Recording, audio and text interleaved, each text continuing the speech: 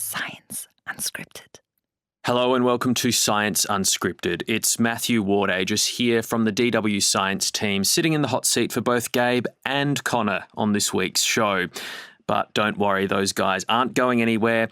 You do, however, have me for the next 30 minutes at the helm, steering us through some of the big talking points in science. And the first thing that I want to throw your way is a simple question.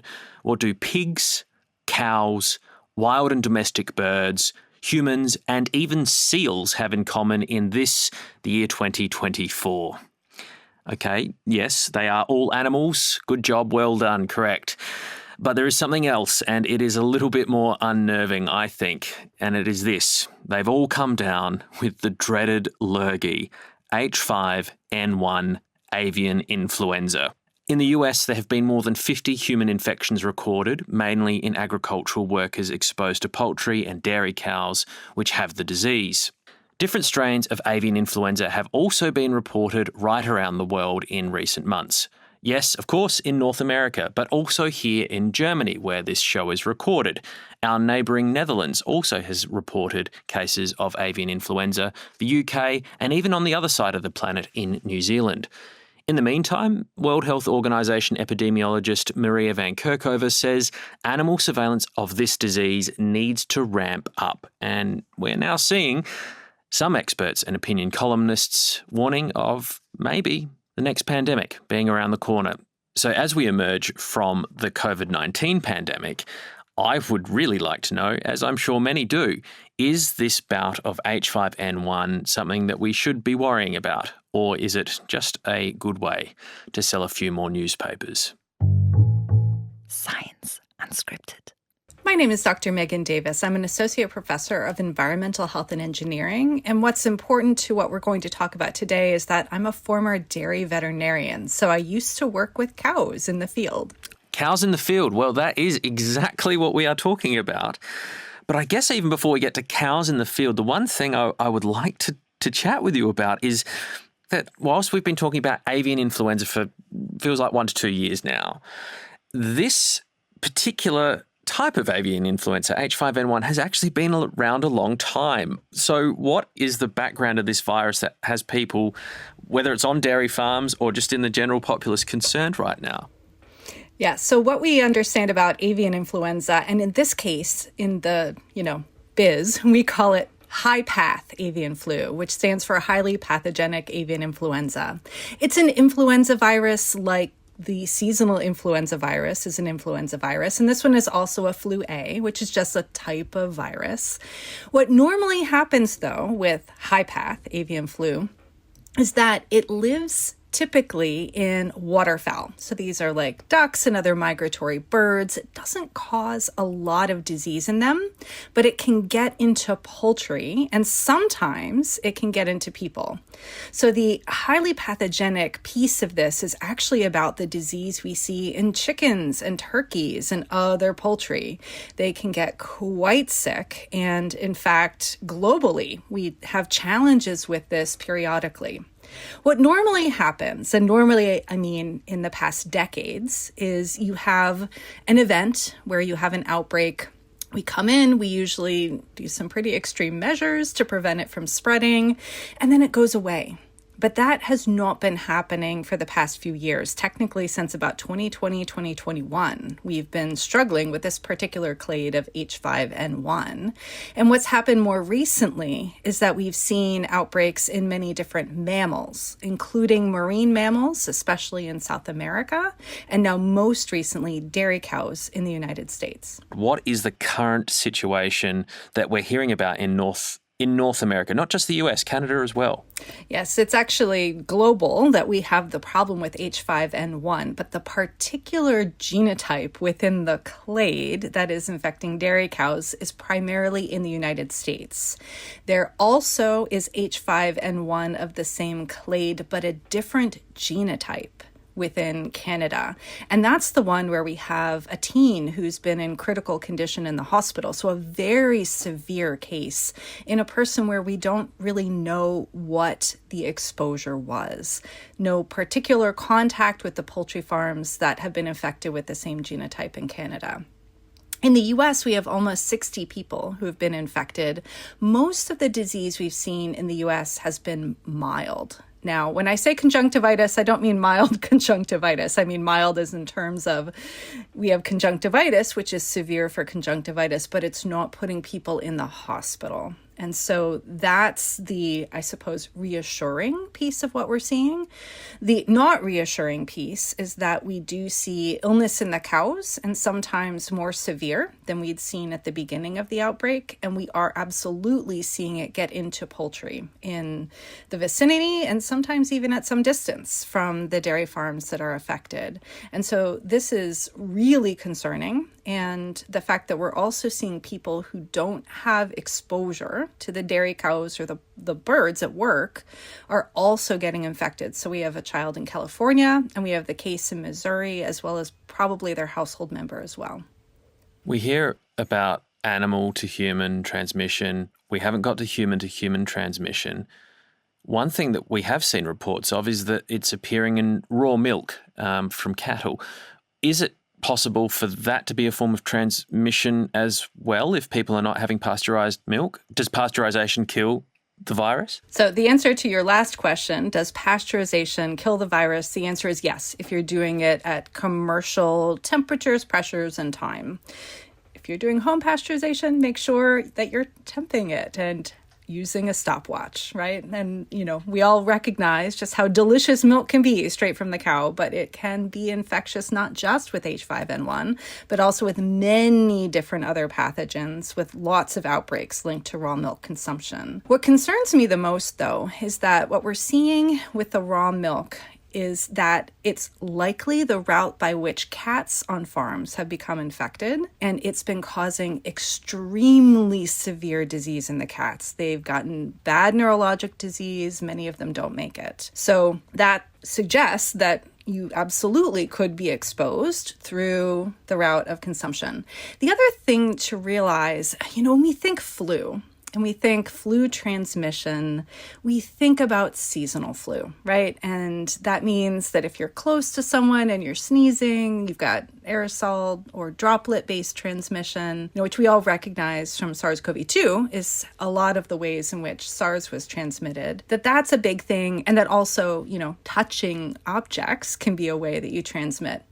With the cows, it's actually much less that and much more the milk. The milk is literally the most infectious thing coming out of the cow. You can swab a cow's nose and you may or may not detect that she's infected, but if you test her milk, that's where the highest number of variants is. So that's where you see the most shedding of the virus. So literally raw milk is the most infectious substance that comes out of a farm. Given how much we know about how viruses can mutate, thanks to the pandemic, a really good public education event, as horrific as it had been for so many of us, at least we now have this understanding of this is how viruses change and mutate in such a way that they become more virulent or evasive of immunity. What are we seeing inside a mammal that we might be in proximity to take place that's going to create a new genotype that might be quite concerning? We always worry about this. We're actually particularly worried about pigs because we know from many other outbreaks that pigs are a mixing vessel for influenza viruses. They typically have some pig adapted strains. You might get a pig strain and a human strain, or a pig strain and a bird strain. And inside the host, if they are infected with both, you can get a little, hanky-panky going on there. And so you can emerge with a much different virus. So that's one way that you can see big shifts in what's happening in terms of the virus. And remember, the bigger the shift, the less likely it is any of us have immunity to the virus that comes out of that. The other concern is that over time, with tiny little changes that accumulate, and given the opportunity in a mammal or a person for some of these to have benefits for the virus, you can see the emergence of potentially viruses that are more adapted to things like human-to-human transmission, or that might be resistant to certain antiviral drugs that we might use as part of our countermeasures, or that cause more severe disease.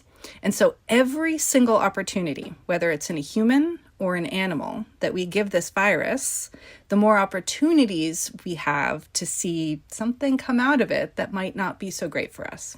What would you be telling your friends and family if they asked you about the current state of affairs with H5N1? The first is easy. Don't drink raw milk.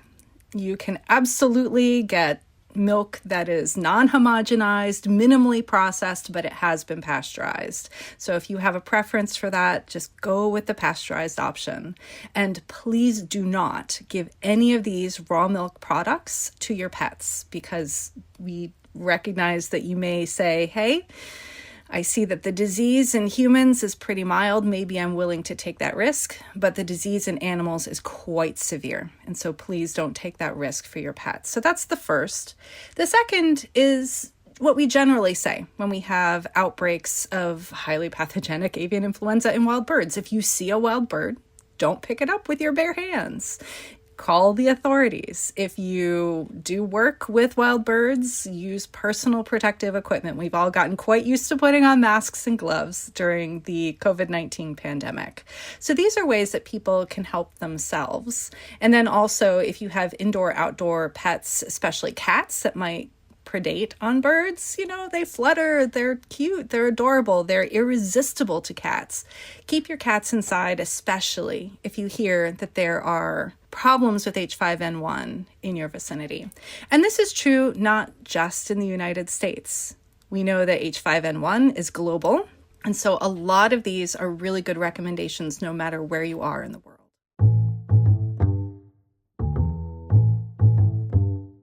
Peter Jay Hotez is the Dean for the National School of Tropical Medicine at the Baylor College of Medicine and the Director of the Texas Children's Hospital Center for Vaccine Development. But Peter, you've also written about pandemics and how to avoid them. So sitting here in the first week of December 2024, in your view, are we close or closer to another pandemic through this form of bird flu? With H5N1, there's a big unknown. Yes, we're starting to see an uptick in human cases. There's not a lot, and they've been relatively mild. Most of them, around 57 human cases so far. About half the cases transmitted from cattle to people, the other from poultry to people. But the way I liken it is, imagine if you're living in the Bay Area on the west coast of the United States in San Francisco, and you feel an earthquake tremor, and you know that a big one is coming at some point, something like the 1906 earthquake, but you don't know if it's going to be next month, next year, and the next 10 years, or the next 100 years. And that's pretty much where we're at with H5N1. We know that there's a likelihood that there could be a significant bird flu pandemic among people that could be quite serious, maybe resembling the 1918 flu pandemic, but we can't say when. But the point is, it's something that has to be closely tracked and closely followed. And the reason is decisions have to be made at the policy level. Do we begin stockpiling interventions? Do we stockpile antiviral drugs? Such as Tamiflu, which seems to have some activity against this virus? Do we stockpile for the nation's population H5N1 vaccines? And if we do that, do we use older technology vaccines, the ones that are used traditionally to make influenza vaccines, but adapting it for H5N1, or do we go to mRNA vaccines? So these are all the big questions, and with so many competing priorities and agendas, how high up on the food chain do we move H5N1 interventions for that kind of preparedness? We've now seen the UK go about stockpiling a whole lot of vaccines targeting an H5 avian influenza. Is that a sensible precautionary measure by a national government to be taking at the moment, or is there something more we should be reading into the UK doing that? The reason it makes sense, and the reason I agree with what the UK did, is because it's not like you can press a button and suddenly have millions of doses of H5N1 appear.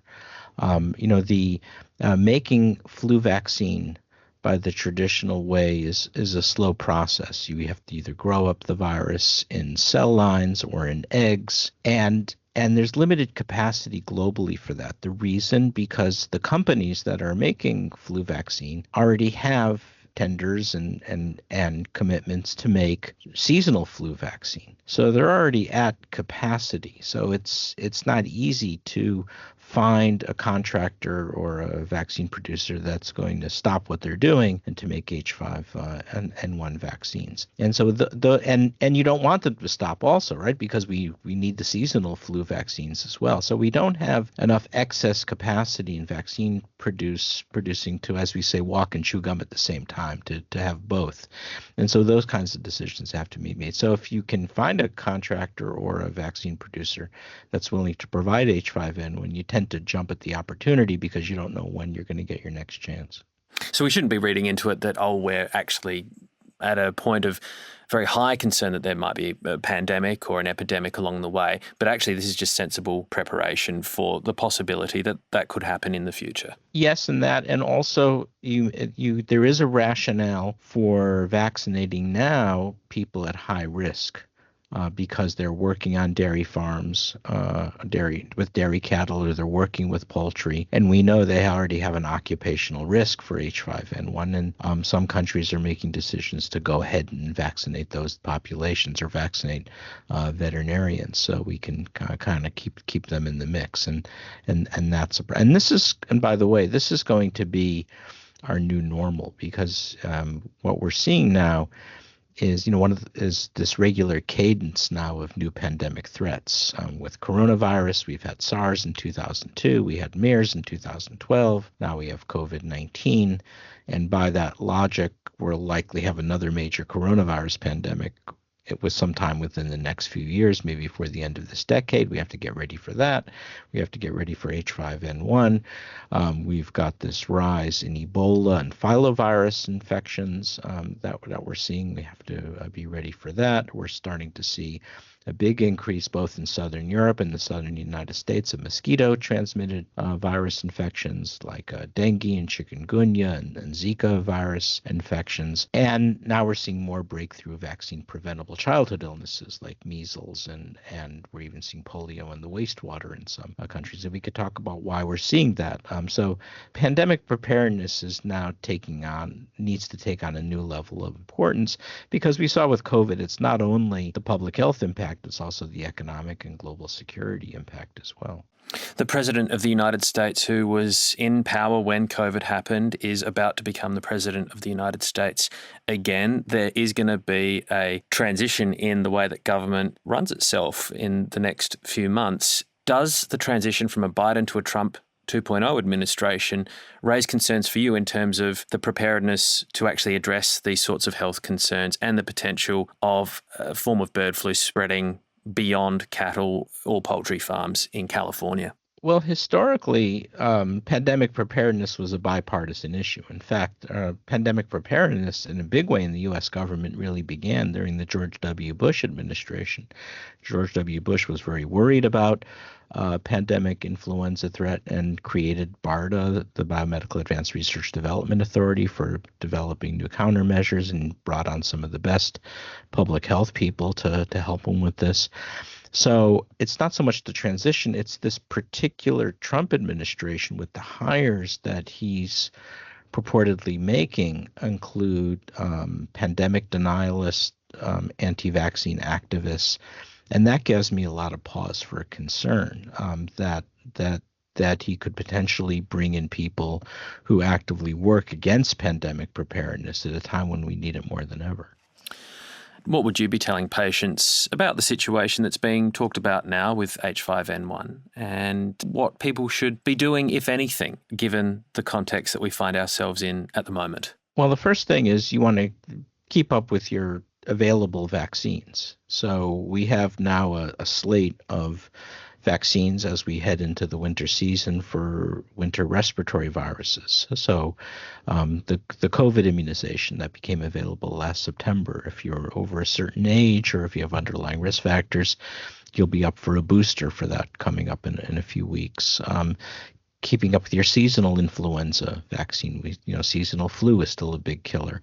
The new RSV vaccine, respiratory syncytial virus, you want to get that. We lose 6,000 to 10,000 Americans every year from RSV. So that's point one. Second, have that situational awareness and be aware of what's going on in the news and what's happening with the rise of other potential pandemic threats, because as I've mentioned, they are a new normal, and they're a new normal because of this constellation of 21st century forces, such as climate change is a big one. And a lot of these viruses come from bats, and bats have altered migratory patterns now with climate change, and urbanization and deforestation bring people closer to the bats and bats closer to the people, and human migration. So all of those are factors that account for this rise, and be aware of that, and be supportive of public health communications and the things that people at our state and local health departments are telling us.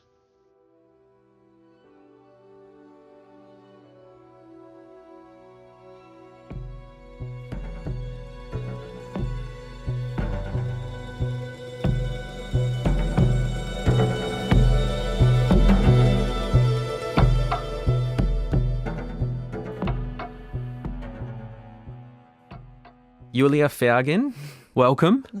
Hello. Good to be here. That's good to hear. Now, you've been on Science Unscripted before. I know this, but introduce yourself to us. Who are you? Okay, I'm Julia Fergin, working in the science department. Actually, I'm the leader of the science team in Bonn. You're the boss. The little boss, I call myself. There's someone above me, of course. Hey, you've got a special role on this show that people probably don't realise. Yeah, but it's up to you to disclose why that. don't you tell us by repeating the thing? Science Unscripted. That is almost a perfect replica of you. You are the voice of Science Unscripted that everyone hears every week. Well, welcome. And you're the team lead, but you're also sitting in here as the news lead. Yeah. What have you got? What's been on the desk?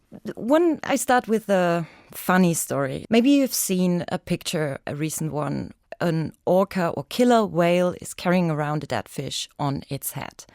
Mm-hmm. No. No.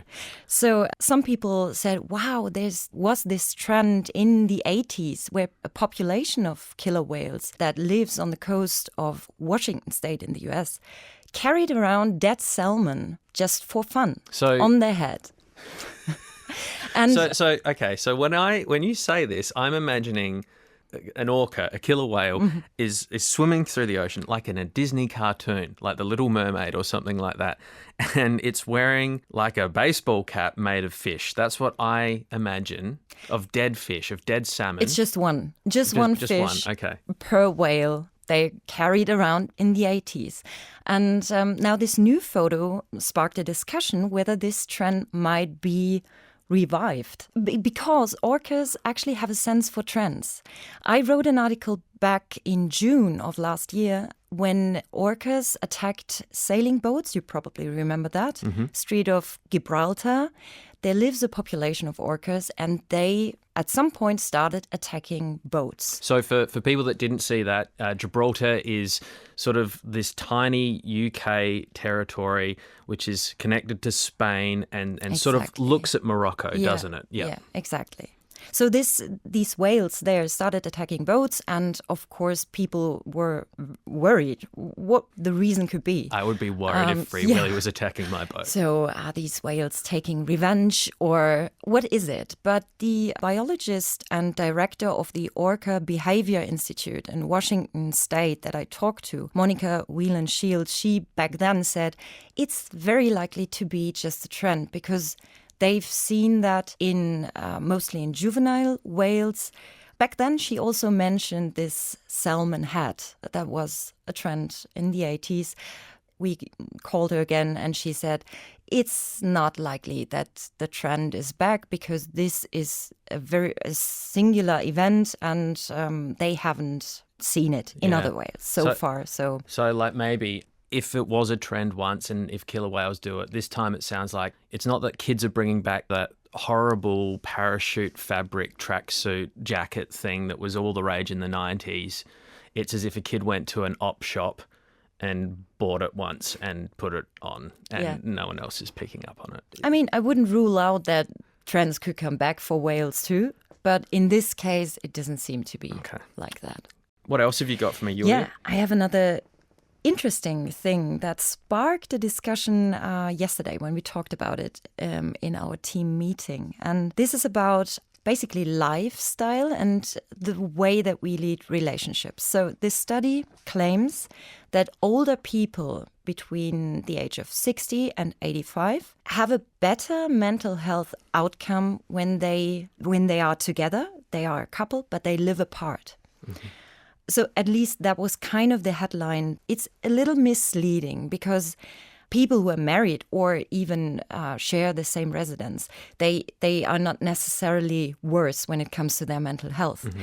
But what I find really interesting about that study is one of our colleagues said, okay, if we cover that, we should make a constructive approach and we should talk about the problems that might lead to not wanting to live together or even moving and living apart again, and try to work out solutions. And I was like, why do we tend to pathologize specific ways of living relationships that we just think are not normal? I think we way too often think moving together, getting kids, having kids, getting married, these are the default settings. This is how you should do it. And whenever some people live a different way of life, these deviants tend to think that is not normal and we have to look for solutions. Yeah, it's interesting. So for these are older people sort of who might be, I don't know, divorced, entering another relationship widowed, later in life. Okay. Exactly. So they probably have led a life up to the point where they were really independent, had their own hobbies and social life and what have you. And I think it's a very smart idea to think twice whether you want to sacrifice this kind of independency just in order to basically follow societal rules, right, of living together. And I wanted to talk to you about that because although we are far away from being 60, I would say I can totally relate. I talked to my husband about that, and he knows that I would probably decide differently when it comes to moving together. Okay. Because I realized too late how much I love my peace and quiet. You could just set some ground rules, surely. But it's interesting. It's interesting, though, because what you've said here, though, is that it's not saying that couples, whatever their life circumstances, whatever their relationship and cohabitation arrangements are unhappy. But that in this particular case, those who live independently of each other are much happier. Is that right? Yeah. Happier, yeah. Or at least this is another form of leading a relationship that can also lead to happiness. That is probably the most important point. They are not necessarily much happier, but they are also really happy. And I think even for young people, this is something to think about before you make life-changing choices like moving together. I mean, of course, it is expensive to have 2 apartments. But on the other hand, if you live in an apartment that is I don't know, cheap enough for you now and it's okay, why not stay there? I think the interesting part is to think about what do I want? And not so much about what is the normal way to lead a life or a relationship. What about you? Do you have separate sleeping quarters? Are you a mature-aged person and can't stand the idea of spending 100% of your waking hours in the same abode as your partner?